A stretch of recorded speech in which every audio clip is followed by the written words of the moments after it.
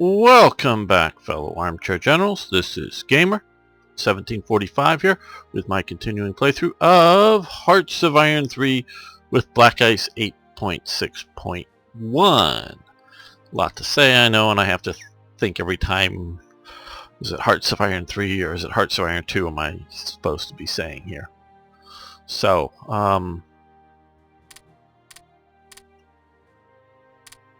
that's a little too fast. Okay. Submarine hulls advanced, so that allows us to research even more stuff.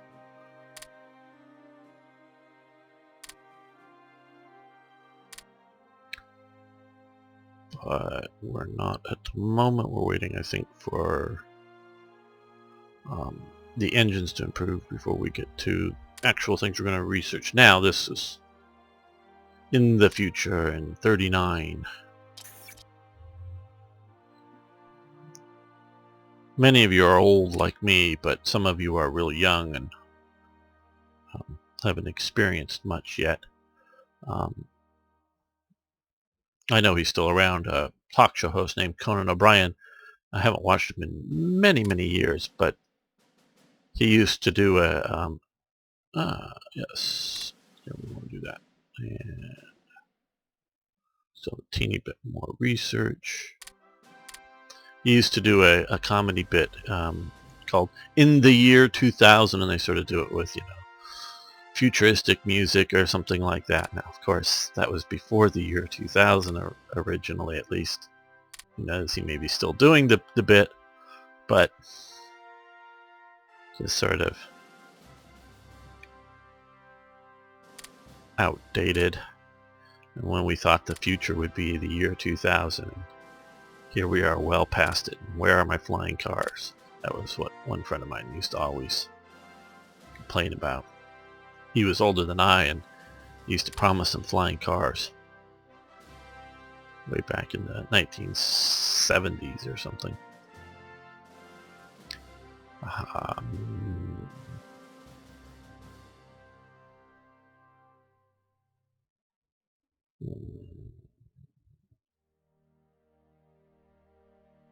Yeah, might as well.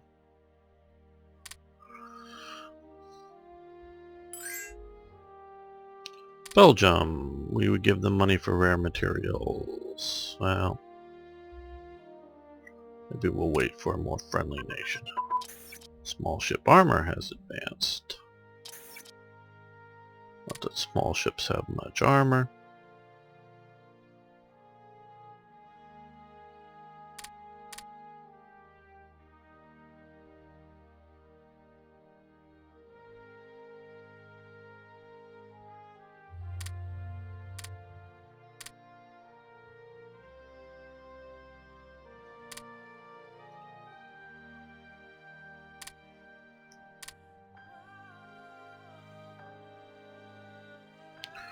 There is reason to press ahead on some of these. And I'm about ready to do it. But now we are in September, so it's not too much ahead, meaning we're not starting a 39 technology at the beginning of 37 and spend a whole year at not that good of returns. Okay, here we go. We're going to do industry.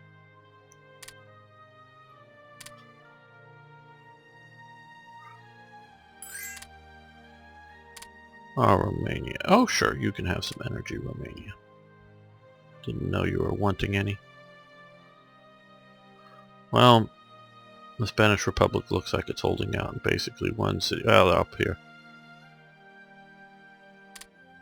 Wonder how they're supplying it out there.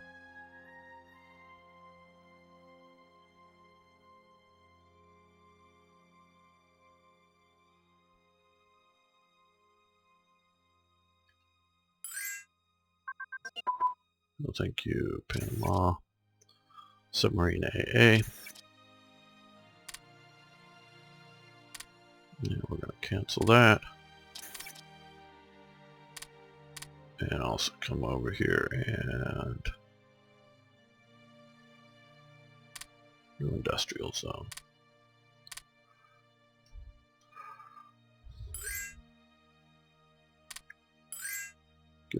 We would give them money for fuel. No, we don't care about fuel. We would give them no. You all, yeah, no. No, not the Soviet Union at the moment.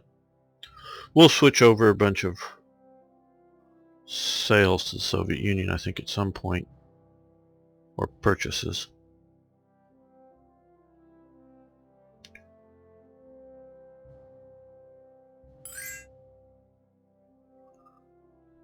I know they've had their biggest spike yet on playing of Hearts of Iron 4 after the release of Death or Defeat. Now I know by the time you see this, this will be some days after it. Don't think quite a week, but maybe a week, I don't know. It's a few days after the release. But they had a huge spike in playing it. Don't know how long that's going to last, because I think a huge number of people who and they were touting it as something, oh, pleasing, people are pleased with it, they're all playing it. Nah, I don't know if that's the case. What it is everybody who's bought it has been waiting for it to be good enough to play, and they're all trying out the new patch. What does Britain want? Give them money for rare materials? No.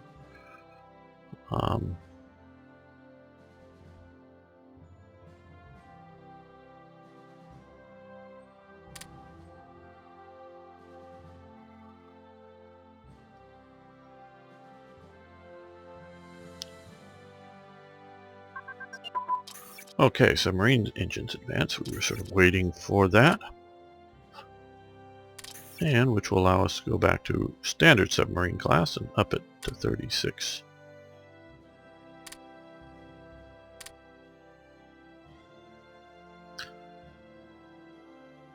As you know, I'm a big proponent of coastal submarines as well. They're very useful because they're cheap. But so I hope those of you who do play, oh, somebody got our blueprints, and I know we are trying to keep them from happening, who do own and have tried Hearts of Iron 4, I really think you should give it another shot. Not saying, oh, it's wonderful and it replaces Black Ice and all of its richness, but maybe you want to wait for Hearts of Iron 4 Black Ice to get improved or integrated to the new version. And I saw some people on the Black Ice forum, well, I'm going to make sure that I'm rolled back to the type, because you can't go back to playing standard Hearts of Iron 4 after playing Black Ice. And so I'm going to keep playing Black Ice. People, the AI for Black Ice sucks. I know there's still I don't know if I'm going to even continue the Japanese series. Got one suggestion to go to 4 on it, and this is sort of why I'm making a few of these, is because I know not everyone watches both series. Oh, I'm talking too much. I'm not. Okay, transport holes. Let's check out transport holes. Okay, we're going to stop that, and let's go to agriculture.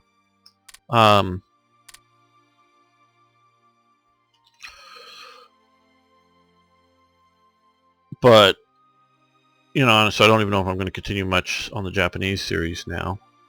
Now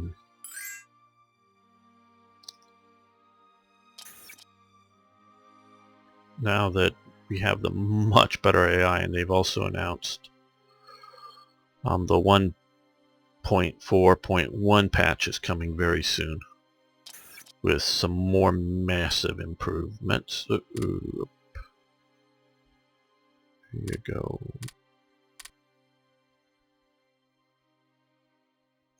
So that will improve things as well. We've got a lot in production, or a lot of ICs in production. Getting some more divisions.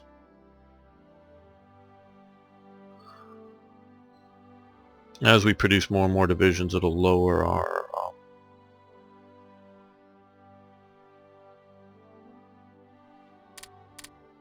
practicals for that. Let's see, do we have some particularly there? a lot of clicking. Let's see if we can get through quick.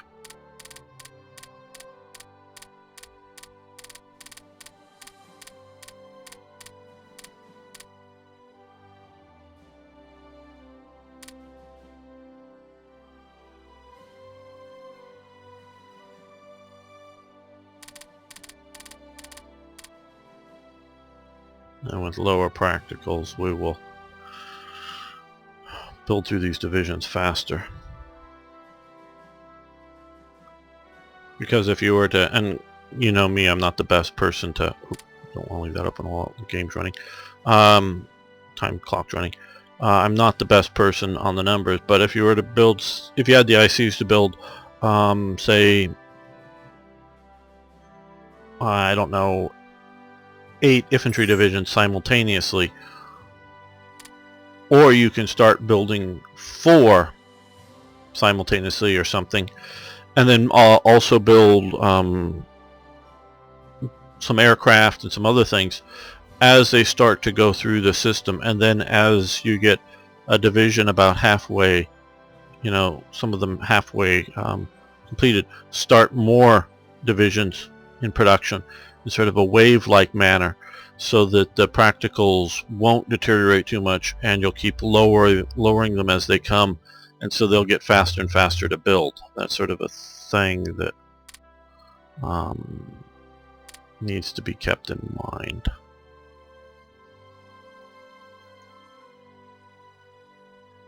Here.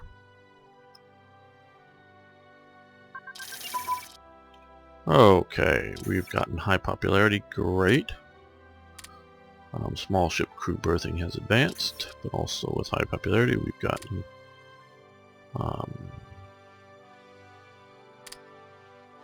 increased.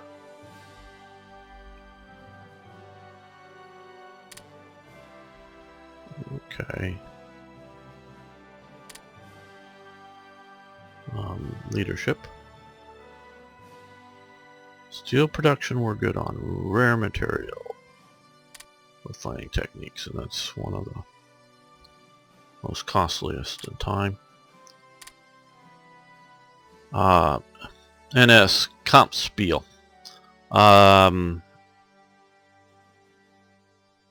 That's what? Battle games. National Socialist fight games, I guess is one way to translate it. In the area of SA Gruppe West Stuttgart 1937. These competitions encourage training within the SA. Now, the reason this is here is simply just I found a nice image of the poster advertising it. Now, these are just a generic, I don't think to that particular thing, but SA men running.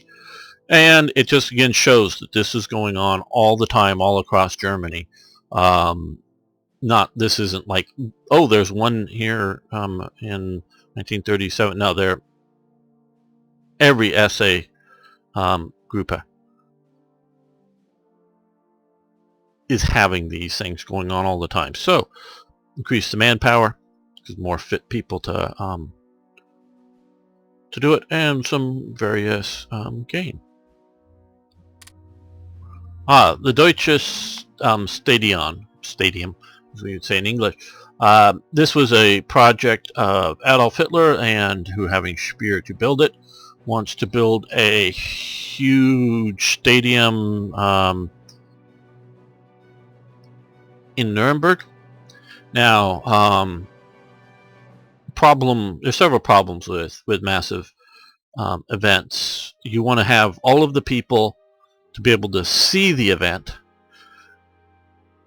and so that you need to obviously elevate them above each other's heads so they can see over them, and also you want them as close as you can to be able to see what's going on. Because remember, this is in the days before like jumbotrons, or you got a lot of, I don't have the money, or well, some inclination, but not a lot of inclination to go to a lot of modern rock concerts, but I've seen a lot of videos of those things. And you got the guys on stage, and then you have the big video screen behind them that shows them more clearly to the people in the back. So I remember going to plenty of them when I was a bit younger, and because I was always in the cheap seats. You know, you just sort of see them way off there, little tiny people, and you can hear the music really well, but can't really see them. So this is sort of the challenge. Now, one thing that I, just sort of a side note, is that they did really well, and you could get the people in and out of the Colosseum in Rome very rapidly. It could just, the event could be over, and the way it was designed, people could leave it very rapidly, and they got that right way back when. And that's way back when there isn't modern scientific studies. Obviously somebody studied the situation and designed it and such.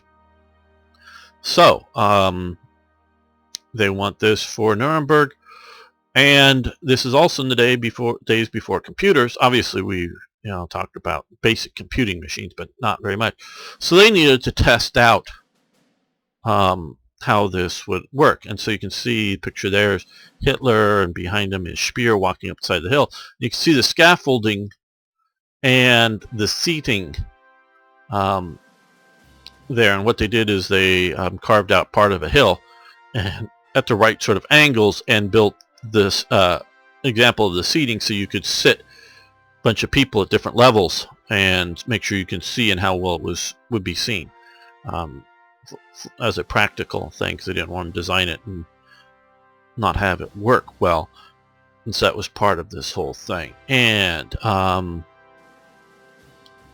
this is what the Führer wants for this thing. It will only cost, and I don't know if I've quite got the effects right until October 37, so, well, 27, so it's 25 days, 6% of ICs, lots of metal, energy, and supplies. We'll gain popularity, lose a little bit of money, or no sports.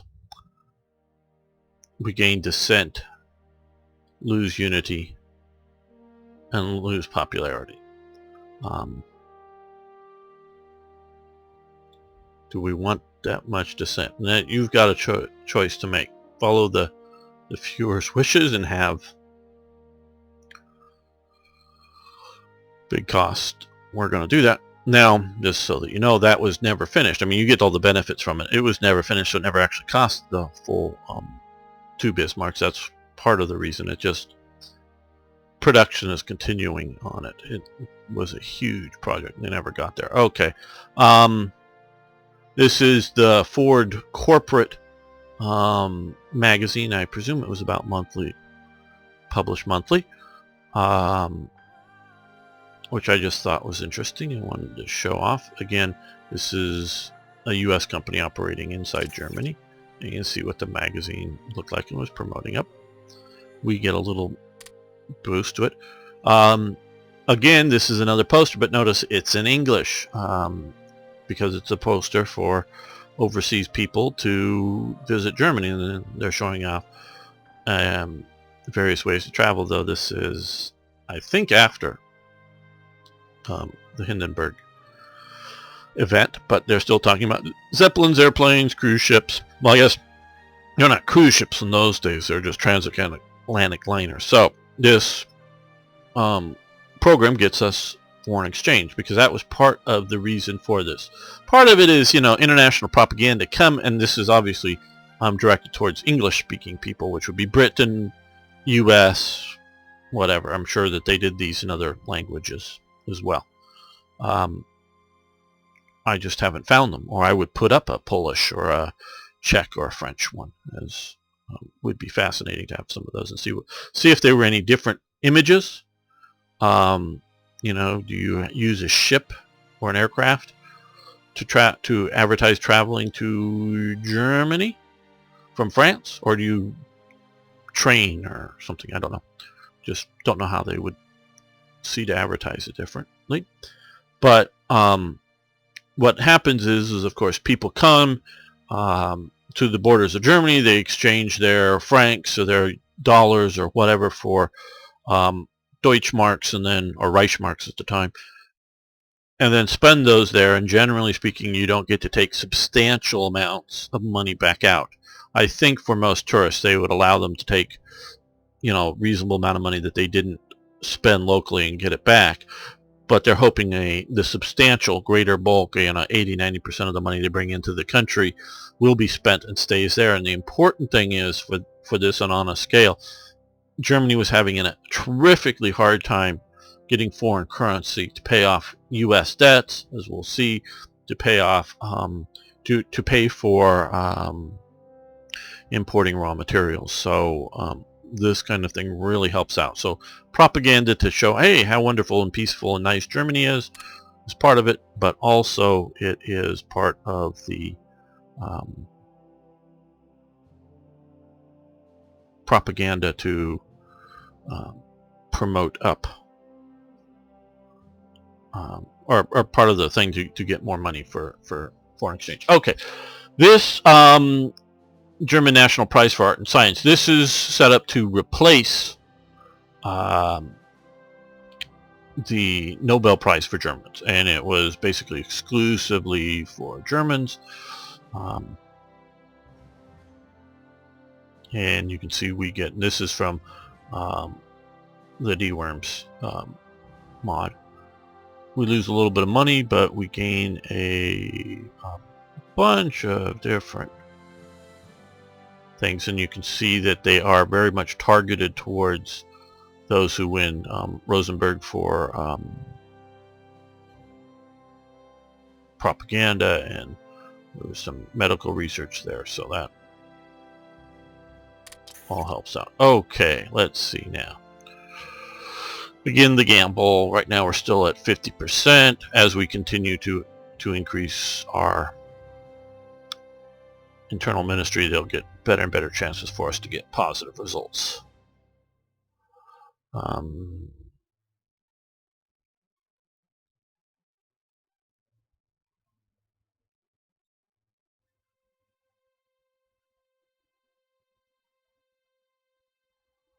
Well,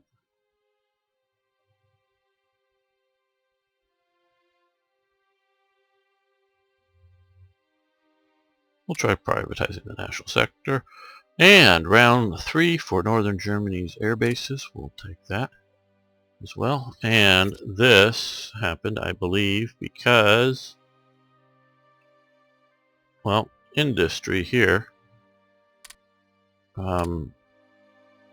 we maxed that out, which I didn't know we didn't need to do that, because that would have pushed us over, probably anyways. So a little bit of wasted there. Not substantial waste, but a little bit. Oh, this was grayed out at some point before. I'm sure I would have seen 36. Maybe it was the industry or something else that might have pushed that up and over. You guys, if you care enough, you can go back and look, because I know for a while I couldn't research it.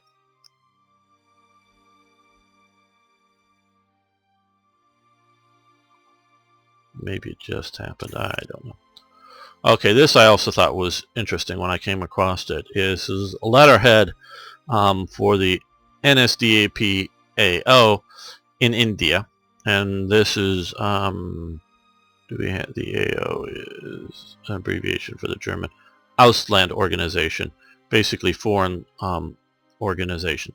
This is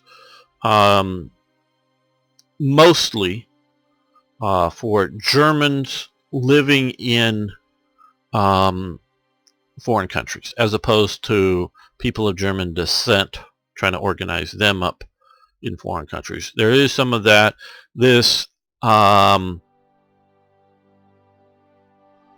does, I think, well, I don't know how much actively, so I'm sure it did play into Germany's intelligence organizations, you know, just keeping track of the Germans, working overseas, keeping them organized. I'm sure a certain amount of information flowed back into Germany. I don't know if there was any real spying, meaning covert attempts at getting information type spying versus just simply observing things that you can naturally observe. I'm going to do no. doesn't really do much at this point. But I just thought that was fascinating that they still have letterhead from, and that they even had an office in Calcutta, so that they were operating there.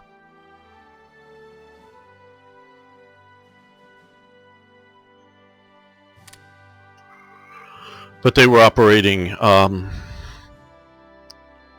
most everywhere. Now remember, the main head of that, or the most notable head of the NSDAP AO, was Wilhelm Gustloff, who was assassinated in Switzerland, as we've talked about.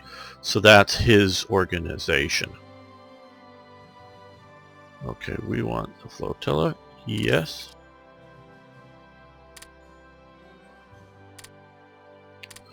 Okay, first, second, and third Standarten, SS Totenkopf Verbane, SS Deathhead units. Or in this division has a longer chain of events. Okay, so we don't want to rename those units, and they need to be there for later checks. So don't delete them, and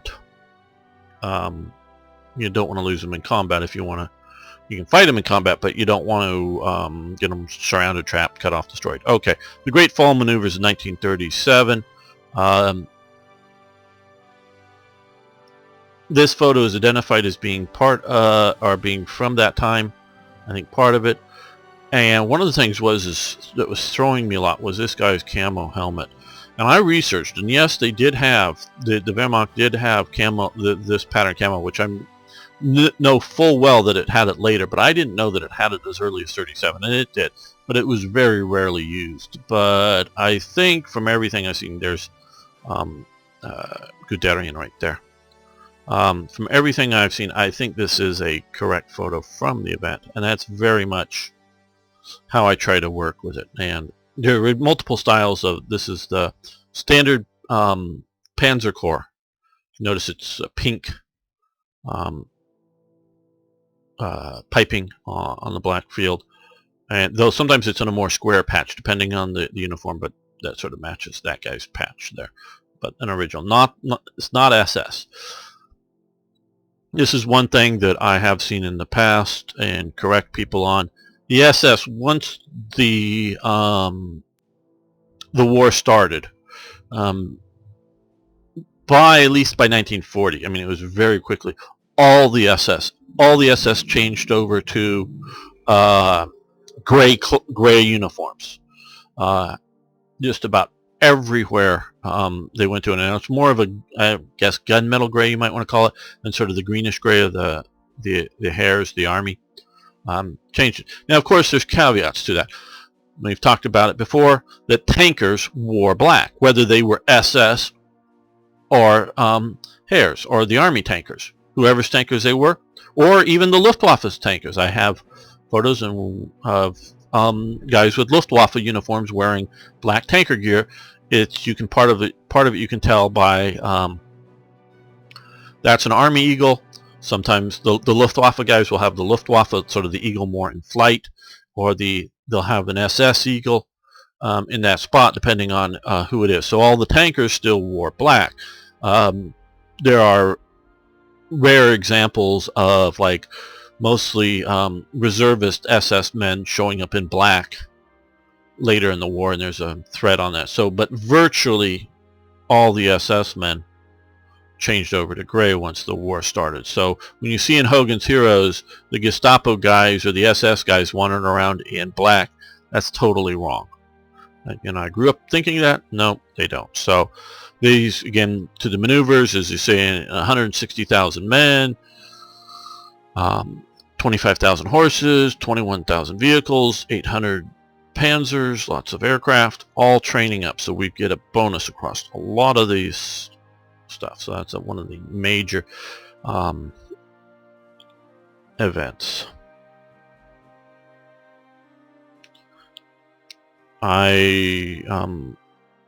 For Vorwärts Panzers, I did some event images for the U.S. training maneuvers that were going on later than this. That was more 39. They were also doing massive maneuvers, and I made some stuff there. So that was going on in other countries as well. Okay, so the Rally for Labor, the Ninth Party Congress, this was very much of a RAD focused event. So we'll get 6 more factories plus a lot of other positive effects. Rebuild.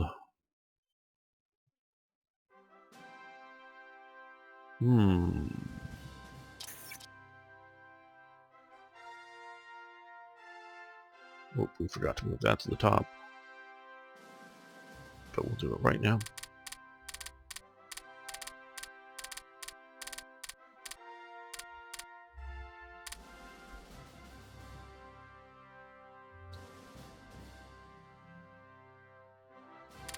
Now,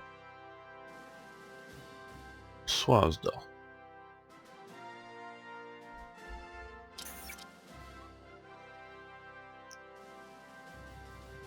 It's a frigate flotilla. Is it here? Wondering if it's what I'm trying to see about.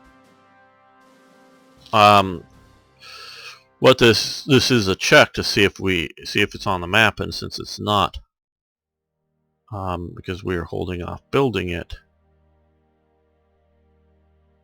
Swazadal. Yeah, that's it. No need, it's upgrading. Okay, so you have the chance of, if you want to spend the money, you can reform this unit. It'll put it back into the production. I don't know what it is, or no need, it's upgrading. So they do have a, and I don't know whether it's, because I don't right offhand know how far down it is in the build list, but or how much completion, but it's probably like what we have there. So I'm going to go, no need, it's upgrading. Okay, that's a good little check. I like that. So I don't even know if it's cheating, because maybe it, sort of full expense. Okay, we just hit some more. Those are the air bases, I believe. Oh no, I want to. Yeah, air bases, and we're going to have a few more factories showing up very quickly.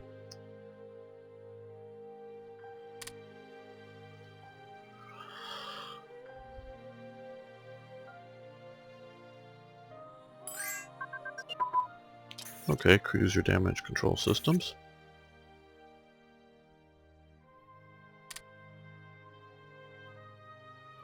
That's there, and they're grayed out. Okay, we're going to leave fire control going. We're going to do coal to oil conversion now.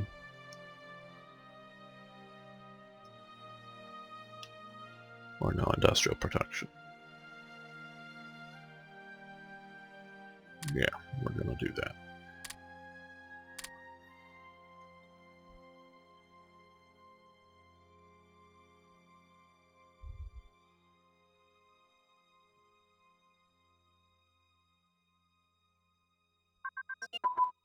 And twin engine fighter prototypes.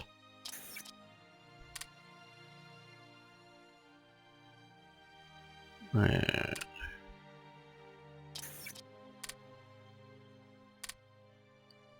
now we're going to do the coal to oil conversion. It will help us to get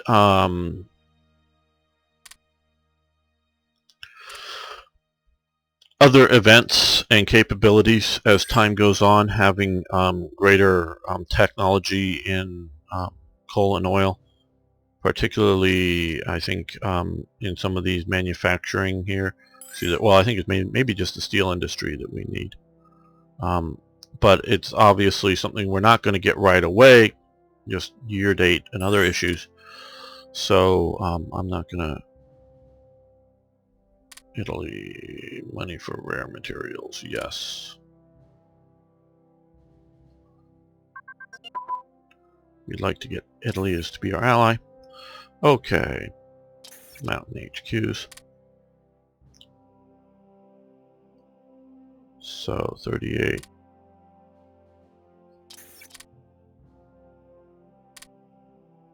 So we're going to wait on those that are pushing, but supply production we will do because that will help us now.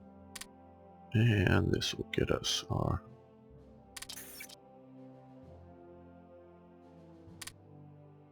I think it's just two down here. Good.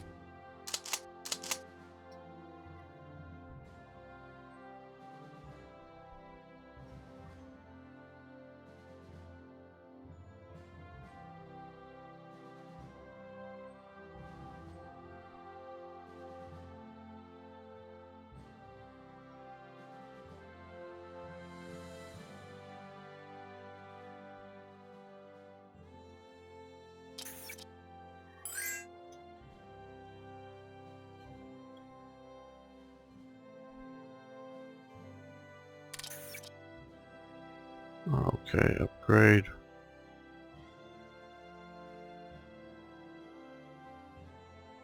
Yep. Yep.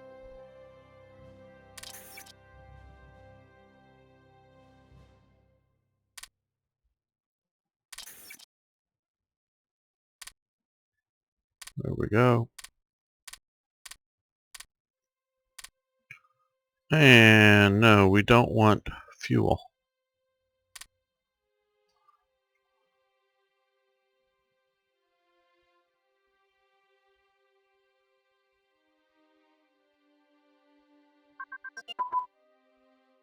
Okay, attack just happened. Medium velocity guns. Okay.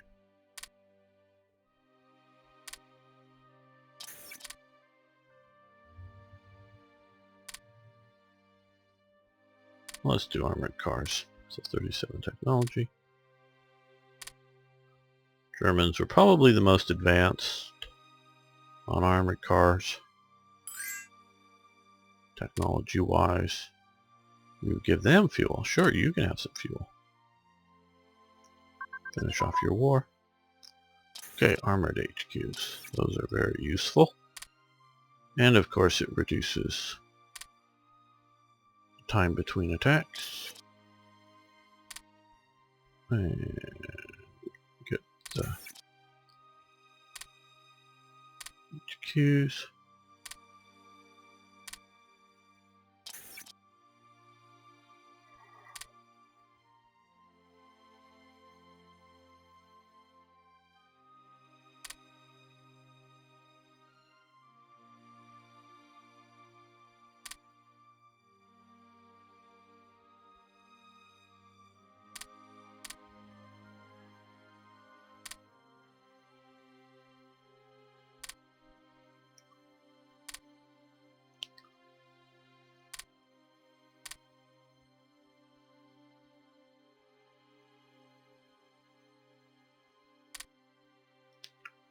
As it goes towards the end of the year, with how much leadership we're dumping into research, we are dumping a lot in there. At least I think this is a lot. But we're at 104% for officers, and we're still only in 37. We're doing pretty well. Diplomacy, we're sitting with enough diplomats. Okay, well, let's do that. Naval basing efficiency.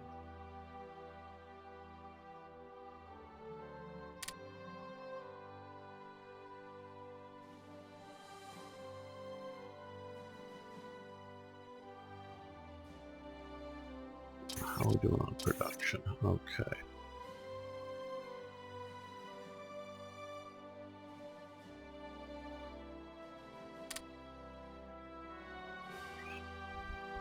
Again, I'm still having that.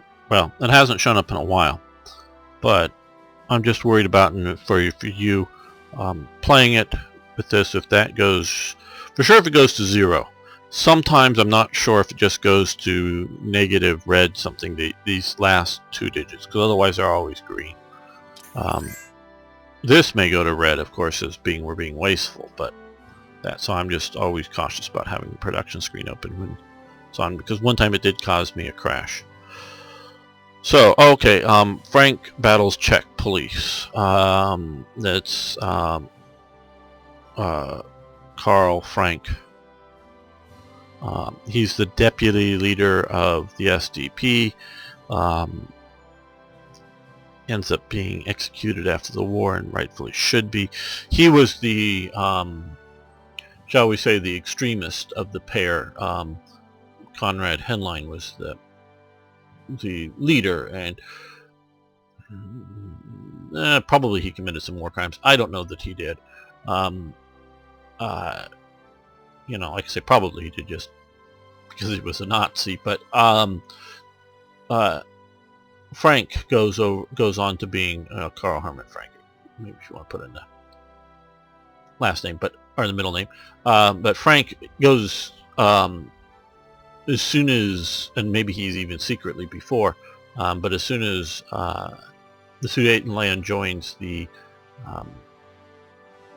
Reich, he immediately is in the SS, and so he's an extremist, and again does a lot of things. So Germany gains, and like the battle with the police, a lot of that stuff is being provoked by the SDP. So Germany gains additional threat on Czechoslovakia, which of course this means that there is Flak Regiment Goring. Yeah, cool. Yes, we'll take Flak Regiment Goring. Keep Goring happy. No need. I think, and I don't know if it said it. Maybe you should have looked. But I think this is the start of an event chain that goes on to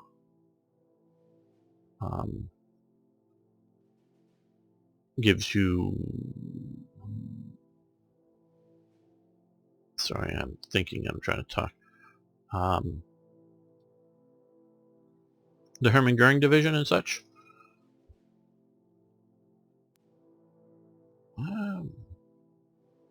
The production fee? Would be. Maybe if I read the event better. Yeah, there it is. Ooh, that's expensive.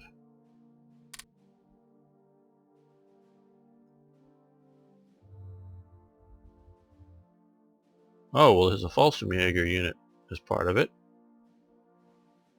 No wonder it's so expensive. Okay, well.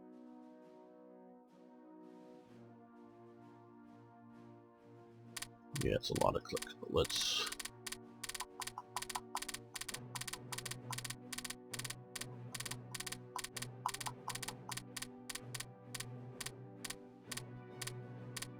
put it there. There, but yeah, okay, so we get a Fallschirmjäger unit out of that. It's motorized. And the US. We would give them money for rare materials. Decline, that's just too big. Okay, let's do though, and I've sort of been hoping for some more friends. But maybe our friends just don't have extra rare materials, or people who I want to be our friends. Yes, I know it could, and somebody was talking about it, we're draining our potential friends of rare materials where they could be stockpiling them, and we could trade with them once that's the Spanish Republic, they won't want to trade with me.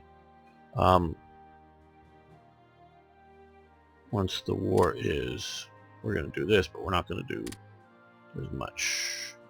Once the war is on, there we go. We can afford that a little better. Well,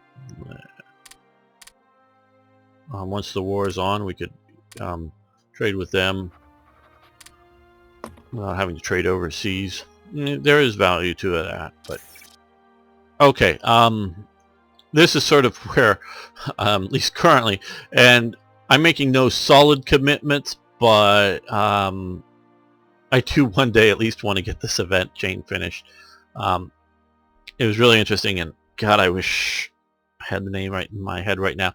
But thank you to the supporter who bought the magazines. He lives in Germany and scanned them in for me. He still owns the magazine.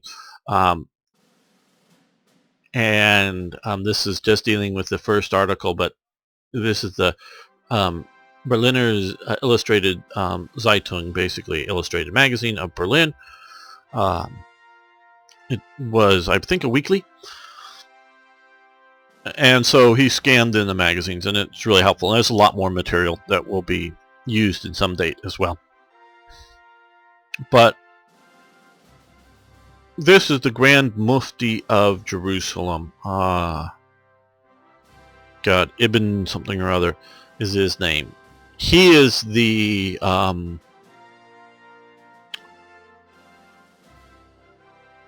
maybe this is overstating it a bit. Maybe, just maybe, because I don't have all the details. He's the Grand Mufti of Jerusalem. I'm not sure. And remember, Jerusalem, and you see that's the Dome of the Rock. He's looking out over, or whatever, in the background of the photo. You know, that's one of the big central religious centers for Islam. So he is one of the big figureheads of Islamic religion in the world at the time. You know, there could be some other equally big. I'm not saying he was the guy, but one of the guys. So he is very influential in the Islamic world. He is basically, my understanding is, if not the founding member, if not directly that, he is the shall we say inspirational leader that the Muslim Brotherhood of Egypt follows, if you will. Again, I don't know the details. I don't know if anyone, because it's always, the Muslim Brotherhood was set up as a secret organization to turn Egypt into a Islamic republic instead of the monarchy, which it's at this time it's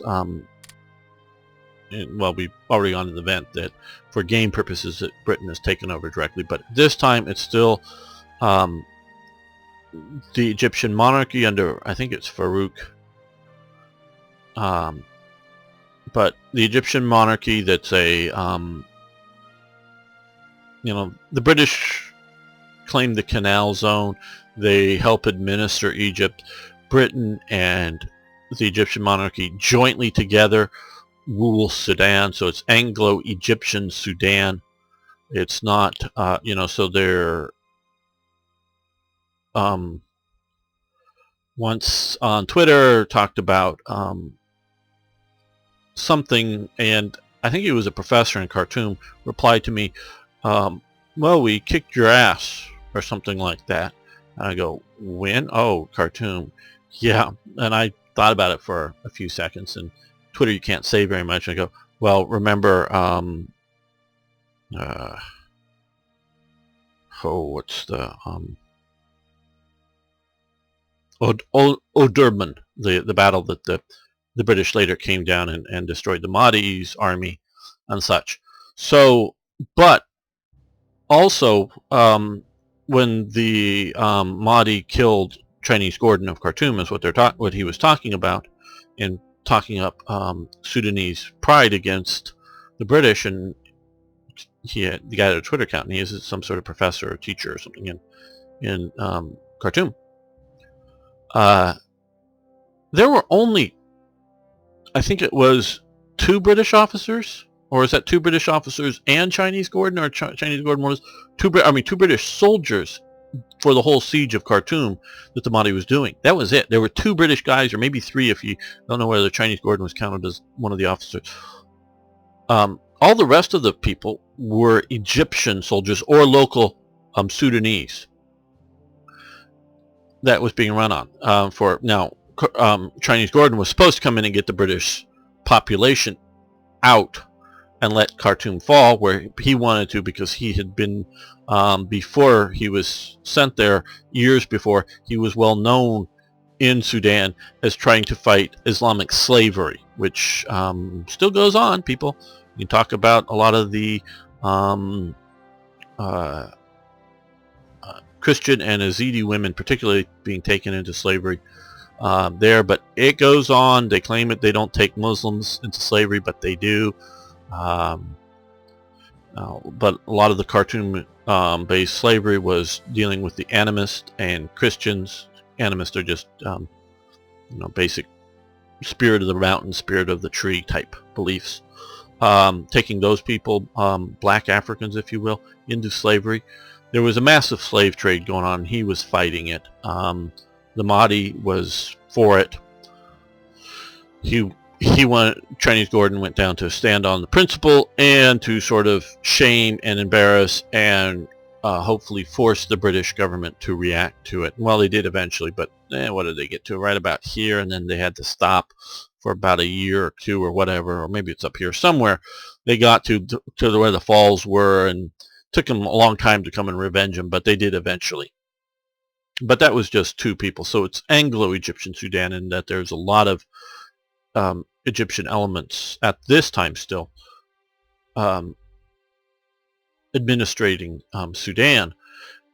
And so it is its own semi-independent country. Obviously, because of the Canal Zone and because of other things, the king and whatever couldn't move too far, and there was a more secular under Gamal Nasser and Sadat and some other Egyptian officers that wanted to overthrow the king and get rid of the British movement. But there was also the Muslim Brotherhood, and to my understanding, this guy here is the founder of the movement in which the Muslim Brotherhood of Egypt comes out of. I don't know the nationality of the Mufti, other than that he's the Mufti of Jerusalem. I don't know if he's a local, an Arab born in there or Arab born somewhere else, but he is the founding person of the Muslim Brotherhood. The Muslim Brotherhood radicals, one of the guys was sort of the birthmark, the sort of number 2 guy in Al-Qaeda, was from the Muslim Brotherhood.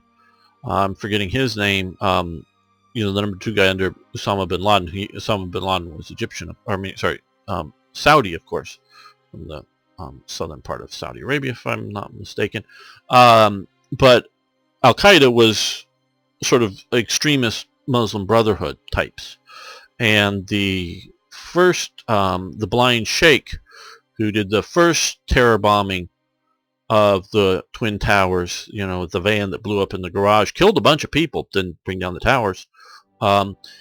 He was a Muslim Brotherhood guy who was living in the U.S. as a refugee from persecution from the Egyptian government, persecuting the Muslim Brotherhood. So this guy, now I'm not saying it wouldn't have happened under somebody else, but this guy is the central organizer and the extreme person that's filling the philosophy of the radical Islamic. Because they look at this, and I'm now speaking sort of in their terms, if we have been conquered by infidels and ruled by infidels, part of that is explained by them as simply technology. Guys with aircraft, tanks, or maybe before machine guns and Martini Henry rifles versus muskets or whatever, because you can look at the various battles of conquest in Egypt with the British. And before that, remember the Sultan or the Caliph was run out of Istanbul, and it was the Ottomans. But the Ottomans fall. They're already having, colonial rule in Libya by the Italians, French, and Algeria areas, and other British here, and then the Europeans taking over what falls of the Ottoman world. And so part of it is, yes, the technology, but also part of it is this anti-secular, shall we say, corrupt. I think they talk about, and again, I don't read their actual propaganda, and I'm sort of using third-party people to explain this, so I may have it wrong, but I think I'm essentially right. Sort of the Egyptian monarchy was incredibly corrupt. The Sultanites were becoming more and more corrupt. Someone with better Turkish history towards the later part of the Ottoman Empire could get into that a little better, but I think that was also becoming corrupt. And it's morally corrupt as much or as well as any sort of financial corruption. And this. So they sort of want to go back to a fundamentalist Islam. And I know that there are a few Islamic believers that have, and I've corresponded with you, that watch this channel. And I'm not trying to degrade your belief in Islam, but fundamentalists, and and we can look at fundamentalists in the Christian world, and I've talked about them as well. Fundamentalists that do not acknowledge that they may not be the only way to a religious belief. Now you can go that say, oh well, a Christian doesn't believe that, they're not more relativists in religious beliefs. I totally get that a Christian says, no, believing in Islam does not get you to heaven. Okay, that's perfectly fine. But when you look at, but if you're Christian and unwilling to acknowledge a different Christian sect as not being equal to yours, that's not what I'm trying to suggest, but not being a possible path. You believe yours is best, but to not acknowledge that maybe you could have it wrong, not saying you are wrong, not acknowledging that your particular belief in God is wrong. It's just going, well, this is what we believe. You believe that, we believe this. Okay. And then people pick out who they want to believe it. When you go to the fundamentalist to saying that any deviation from your exact belief is heretical and evil, that is a problem, okay? And so if you are an Islamic fundamentalist, and basically my understanding is that includes all of the Wahhabists in Egypt, which is the main sort of, the Salafis or the Sufi or both, I don't know, strains. Again, I may be mixing this up on it, so I'm sorry if I am those who really know this, but are not as extreme. But it's the Wahhabists that are coming out of Saudi Arabia today that are promoting this fundamentalist view of Islam is very, very dangerous. And I think that anybody who, because we went through the Christian Reformation, the Catholic Church had gotten incredibly corrupt and selling indulgences, which they haven't done that now, I don't know, for a couple hundred years, but selling indulgences for money and other similar sorts of things within the Catholic Church, that you get enough corruption going on, then you'll have a reaction, and then the Protestantism happens. And of course there are, like I say, fundamentalists within that, but to think that you have the original interpretation and have to go back to living in the same culture, because we're talking about culture as much as anything else here, and belief systems, as they did at the time of either Jesus or Muhammad or anybody else. If you believe that is, to live the way Muhammad lived, and you must live that way, is the only way to live, God, I think you're incredibly wrong. Now, that doesn't believe, you don't believe in God, or you don't believe that if you're a Muslim that Muhammad had a good message, but he could only interpret his message through the times that he lived in. Just like people who lived in previous times in Jesus' times, I don't want to go back and living the way it did in Jesus' times. I'm a modern person. Doesn't mean you don't believe in God, doesn't believe you don't believe in Jesus. It just, that was right for then. Now we've moved into the modern world.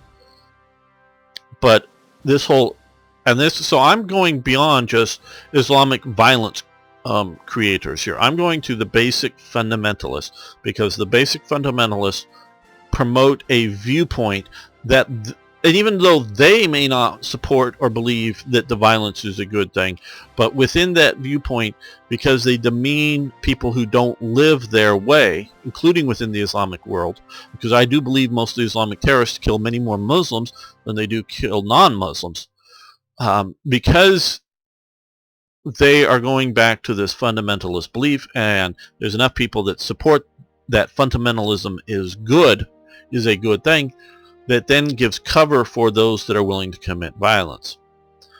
So that is an important thing. And so I hope I haven't totally distracted everybody with that. But back to this guy, the Grand Mufti of Jerusalem. He is very much the founder, or a founding element, if nothing else, of the Muslim Brotherhood, which continues to give as well as other Islamic extremist organizations. Don't think it's just the Muslim Brotherhood, but that's the one that is very clear and persisting to this day. This is a October 1937 magazine. Here is the cover of it. There is the German author. He's either in the car or driving the car or something. This photo is taken, obviously a bit staged, but they talk about, in the article, because I had just the article translated to English, of driving into the countryside around the Palestine Mandate, flying the swastika flag to keep from being attacked, because otherwise they said that there would likely to have been shot at, whether shot to kill or just simply shot at, because sometimes people just shoot in your direction to show that they're pissed off, realizing that if they actually kill somebody, there's going to be a government response, or thrown rocks at when you get near villages or other people. But by flying a swastika flag, the people would know that they weren't British, because they would presume at first glance any Europeans to be British, and so that it's not so to the Islamic world at the time, and this is to the peasant in the hills who would react, not to the leadership class. The Islamic people at the time already knew that not just that this is a flag that isn't British, they already knew it was a Nazi flag, knew that it was a different government's flag, and remember, this flag has only been in use since 1933 as a governmental flag. So it's not like, oh, this is the ancient American flag to them, or the ancient British or the ancient French flag that they might remember. This is a new flag. Everyone is informed already of this flag. So they travel into there. This reporter meets the Grand Mufti of Jerusalem. German contact with this guy in 1937. I have seen, and we can go on to, and I have a whole collection, someday I'm going to do it, of the Nazi influence on Islam and on groups like the Muslim Brotherhood. This guy, who is under house arrest and is because that's my understanding. Either he was at this time, or he's on and off again at this period, house arrest under the British Mandate. He is not generally willing to meet with foreigners. Is granted an interview by this reporter who shows up in this period.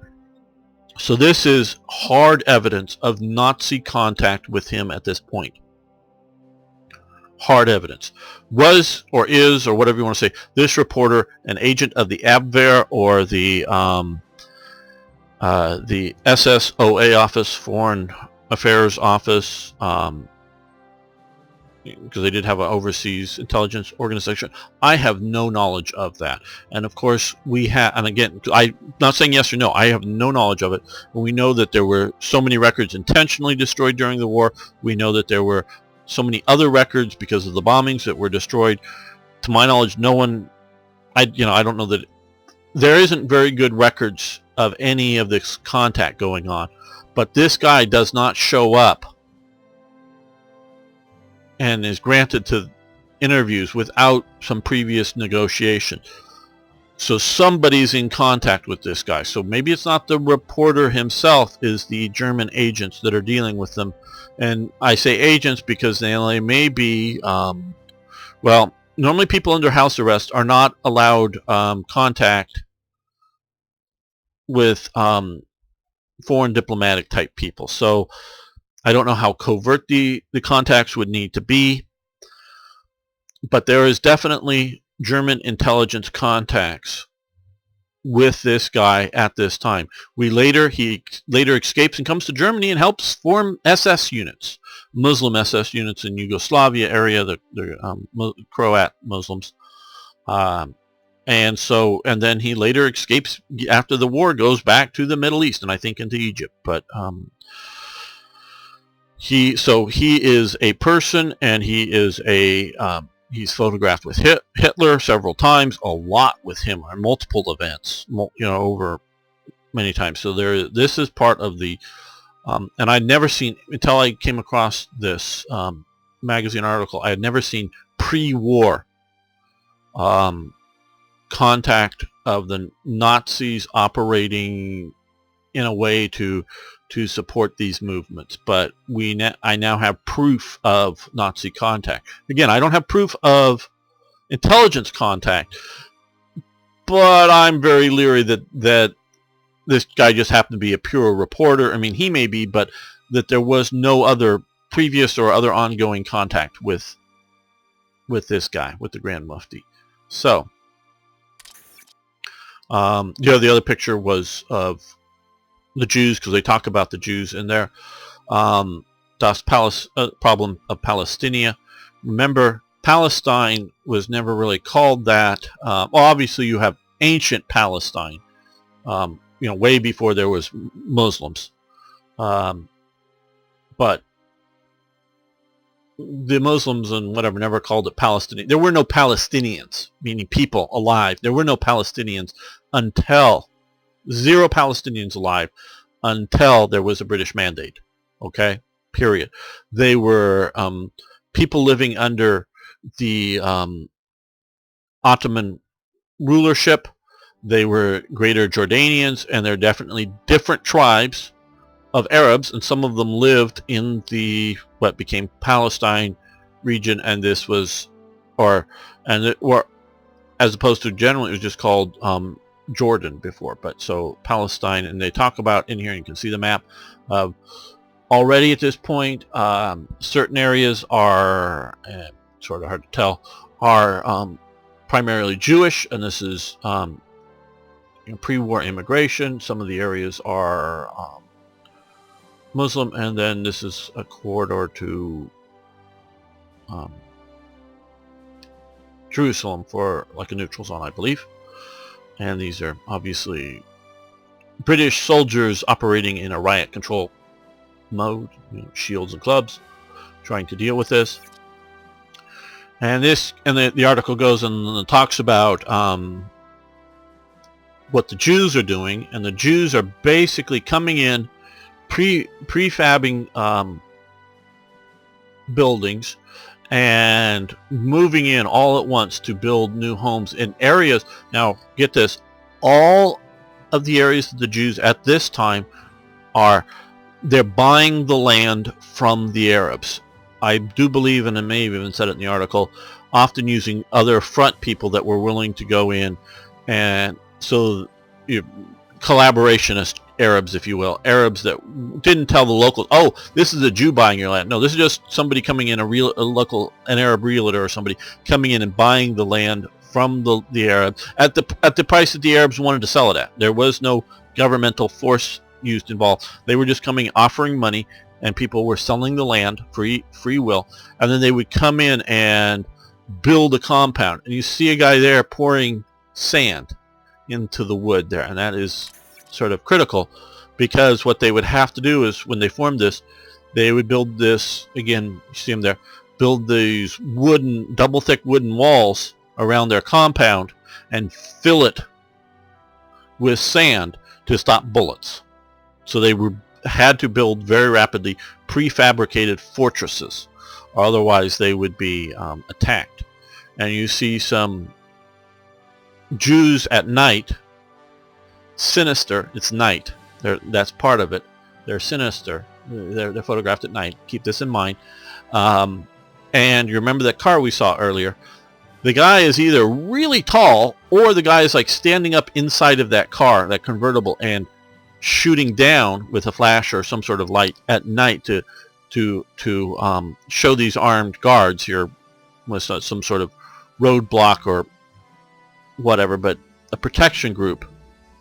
And shooting down. When you shoot down on somebody, you make them look small. At night, sinister, and small. Because I'm sure that they can get that. Now,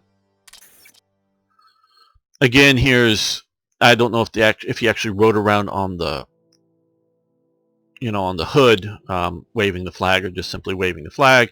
Some, I haven't put in the text yet, but talking about them traveling around there, needing the protection, or using the flag and getting the protection to keep the Arabs from attacking them. Now, this is a local Arab rally. This was the flag that they were using at the time. You can see it used there. Now, here is an Arab fighter, and they talk about that. He shot from below, looking up in the daylight, looking in the sun, proud. The total opposite image that they use for the Jews. And I wanted to show this as in what is, the text is actually fairly neutral for a Nazi publication when they're talking about the Jews and the Arabs. But the way they conveyed the whole thing, and in the photographs, how you can make him look heroic, holding the flag, looking into the sun, so the shadow, you can tell that with the shadows in the face, and looking up at him on horseback. Totally different viewpoint. And again, this is the Grand Mufti supporters out in the desert that were revolting. And 3 Jews, 2 Arabs dead, 1 Jew and 3 Arabs wounded. And this is the dead and wounded in a 24-hour period. They talk about this going on, and this is another event, or another photo of that sort of meeting out in the desert that the reporter was at. And this is an Arab complaining to, I think, the commissioner, or one of the people, British, running the mandate here. That's obviously, that's a says Palestine there. That's one of the semi-official flags of the British mandate for the period. And so this is going on. These are the dead and the wounded. And I'm not sure, again, I when I write something, I do it correctly from the article, but basically Jews weren't attacking anybody. None of these dead were caused by Jews at this time. This is, later you go into the, once post-war things change, but at this time the Jews aren't going out and attacking any Arabs, and you can't read it here readily, but these, as a counter rate, these are Jews that are defending themselves against Arab attacks, and they're of course killing some Arabs, and some Jews are dying in these attacks. So the event works. And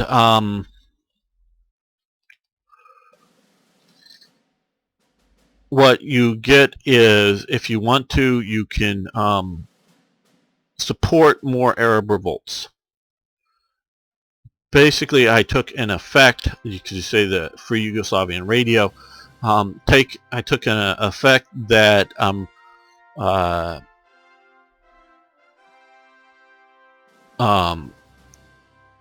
that Ashdod and Jerusalem here and here, we'll get the Yugoslavian, which gives minimum revolt risks and local revolt risks going up in that area to mess with the British, to represent more. You're chipping in some arms, money, whatever, to do that or not. But the British will find out about it and get a little upset that you do this. So if you want to try to increase or start a little bit of an Arab revolt, you can do so. And so the event, I hope, works. Let's try it out. I coded it so that it should, but I may have made a mistake. And we don't get to see, but I presume it didn't crash anything, obviously, at least not yet. And we don't get to see revolt risk here. I don't think, because we're not here, obviously. But maybe we can try to keep our eyes open to see if that's enough to cause partisans to spawn. I don't know if it is or not, but it increases the revolt risk for a while. Okay, this is the 4-year plan in German, Das Jahr Plan, whatever, and magazine, and it talks, again, I think it's a monthly magazine.